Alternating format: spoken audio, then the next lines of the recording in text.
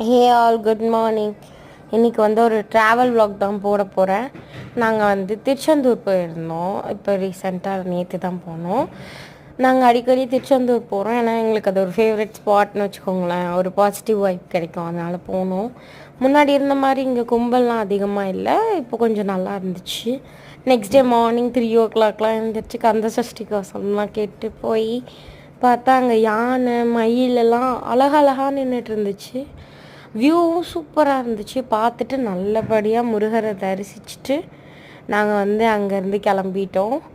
எங்களுக்கு வந்து அந்த இடமே எப்படி சொல்கிறது, இது முருகனா அது ஒரு ஃபேவரட் காட் அப்படின்ற மாதிரி எங்களுக்கு. அப்புறம் பச்சை தண்ணி கூட குடிக்காம தான் போய் சாமியை பார்த்தோம். அப்புறம் வந்து டீ குடித்தோம்.